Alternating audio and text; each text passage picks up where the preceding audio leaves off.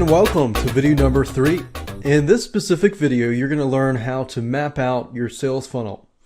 This part of this whole video course is very important because you need to know how your sales funnel looks like so that you can connect everything together. So let's go ahead and get started. The first thing I want to talk about are upsells and one-time offers. For some of you, you don't know what upsells and downsells are. So let me make sure that you understand what it is and how powerful it can be if you add them to your sales funnel. Upsells and one-time offers are the same thing, just different names. They are basically whenever somebody offers you a product, and let's say for example you go to McDonald's. McDonald's is a great example of this. You go there, you ask for a combination, and they say, would you like fries with that? Would you like to upgrade from a small to a medium, medium to large, and so forth? That's what we call a one-time offer. But in this case, the one-time offer is offered after the person purchases. So the reason why one-time offers are very, very powerful is because customers are in a buying mode. So they just purchased your front-end product and you provide them with a one-time offer that is related to the front-end product. So upsells and one-time offers, they are easier to sell once the customers are in buying mode. So like I said earlier, it must be related and helpful to the front-end offer. For example, if you sell a product on the front end on, let's say, for example, a video training course on graphic design, then the upsell needs to be something related to either saving time or money, speeding the process up for graphic design. You cannot include a one-time offer that is something totally different. Otherwise, you're going to kill your conversions.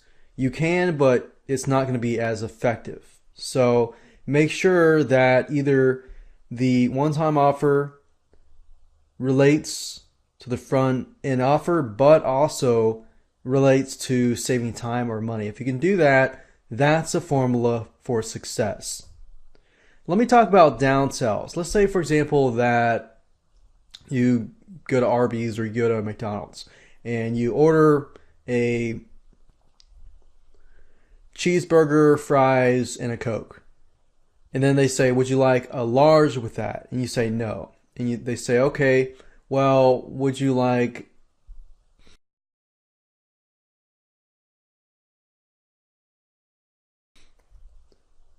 a medium Coke? So if you started out with a small Coke and they went from a large and then you said no, and then they said medium, which was half the price but half the size of a large, then of course you're thinking, well, you know, I don't want to break my wallet, but at the same time, it's a good deal. So downsells are basically part of the upsell. So usually half or a piece of the upsell. So a downsell is basically half or something lower than the upsell. So in this case, if I offer a one-time offer of a graphic design software for the upsell, but the downsell, I could offer that software, but maybe it doesn't have as many features and so forth. So it's not like you're offering the upsell for a lower price. That would not be good for your customers. It's just a downsell is usually a piece of the upsell for a lower price. And it usually contains the main selling point of the upsell. But it's a great appeal to customers who want it, but their wallets are low on cash. So you got a $50 upsell and then a $25 downsell. Imagine people getting the downsells and not missing out on your upsell, but getting your downsells. If you don't have that downsell there and you have that upsell, then you're actually losing money in the process. So you want to make sure you have a downsell if you have an upsell. Now that you understand these two items, which are very important if you do choose this route, now I want to talk about basic sales funnels. Normally, your sales funnel is going to look like this. you're going to have your main sales page, and then somebody clicks on the JVZOO buy button, which this arrow shows that they're in the process of ordering. They order, and then they're directly sent to your thank you page. That's a basic sales funnel, and majority of you will probably have this sales funnel. And because of that, I will be following a basic sales funnel in terms of the setup process for JVZOO. Now, if you choose to do a one-time offer and a downsell, then it's going to look like this. You're going to have the main sales page. Somebody's click on the JVZOO buy button. They're going to purchase, and then they're going to see the one-time offer. They're not going to be sent to the thank you page just yet. Now, this is a little more complicated because you have a one-time offer. So the main sales page is up here. They purchase, they see this one-time offer. If they click no, then they're going to be presented with a down sell here. Now, if they click on yes, then you have to direct them to a thank you page. So you're going to need to have 3 different thank you pages. So main sales page, one-time offer, thank you page with the one-time offer.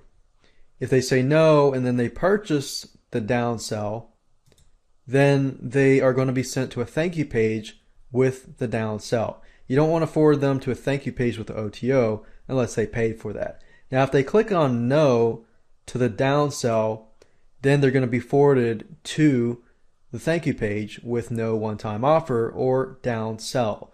So it's just going to be the basic funnel from main sales page to thank you page. So feel free to pause this at any time just to study this if you need to do this. And I'm not going to actually follow this in the process, but in video number 8, I'm going to show you how to use JVZOO's sales funnel feature. And with their feature, you can actually implement this whole process actually fairly easily.